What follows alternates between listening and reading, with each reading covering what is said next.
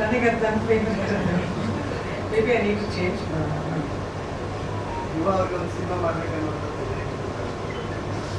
Expect ಮಾಡ್ಬೋದಾಗ ಕತೆ ಕೇಳ್ತಾ ಇದ್ದೀವಿ, ನೋಡ್ಬೇಕು, ನೋಡ್ಬೇಕಲ್ಲ ಎಲ್ಲಾದರೂ. ಸೊ ಹೋಪ್ಫುಲಿ ಬಟ್ ಡೆಫಿನೆಟ್ ಆಗಿ ಮಾಡ್ತೀನಿ. ಯಾವಾಗ ನೋಡ್ಬೇಕಾದ್ರೆ ಟೈಮ್ ಬರಬೇಕು, ಕತೆ ಎಲ್ಲ ಸೆಟ್ ಆಗಬೇಕು.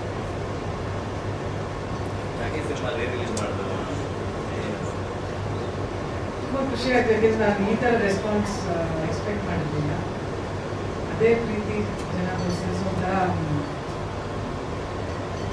ಅನ್ಎಕ್ಸ್ಪೆಕ್ಟೆಡ್ ಆಯ್ತು. ನಾನು ಫಸ್ಟ್ ಡೇ ಹೆಂಗೆ ನಾವು 10-14 ಇಯರ್ಸ್ ಬ್ಯಾಕ್ ಸಿನಿಮಾ ನೋಡಿದ್ವಿ, ಅದೇ ಥರ ರೆಸ್ಪಾನ್ಸ್.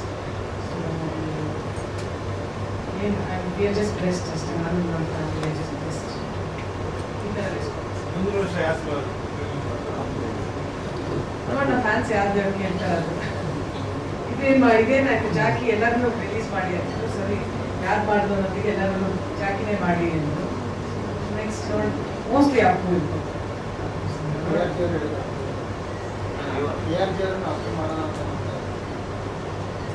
ಮೈಂಡ್ ಡಿಸಿಷನ್ ಇಸ್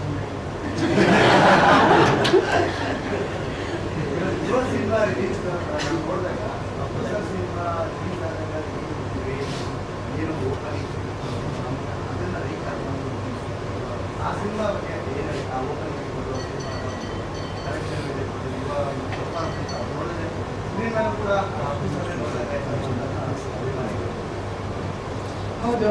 ನಾನು ಒಂದು 4-5 ವರ್ಷದಿಂದ ಇವಾಗಿರೋ ಡೆಡಿಕೇಶನ್, ಅದು ಪ್ಯಾಷನ್ ನೋಡ್ಕೊಂಡು ಬಂದಿದ್ದೀನಿ. ಸೊ ನನಗೆ ಎಲ್ಲೋ ಒಂದು ಕಡೆ ಗೊತ್ತಿತ್ತು ಇದು ಜನ ನಾನು ಕಾನ್ಫಿಡೆಂಟ್ ಆಗಿದ್ದೆ, ಗ್ಯಾರಂಟಿ ಎಲ್ಲರೂ ಅಪ್ರಿಷಿಯೇಟ್ ಮಾಡ್ತಾರೆ cinema. Of course mobile production as producer ಆ ಥರ ಬ್ಯಾಲೆನ್ಸ್ ಯಾರು ಬೇಡ.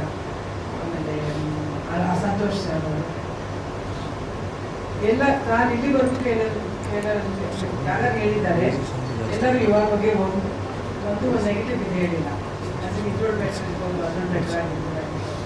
I think is a package, ಎಲ್ಲ ಗುಡ್ ಪ್ಯಾಕೇಜಿಂಗ್ ಅನ್ನೋದು ನನಗೆ ಅನ್ಸುತ್ತೆ.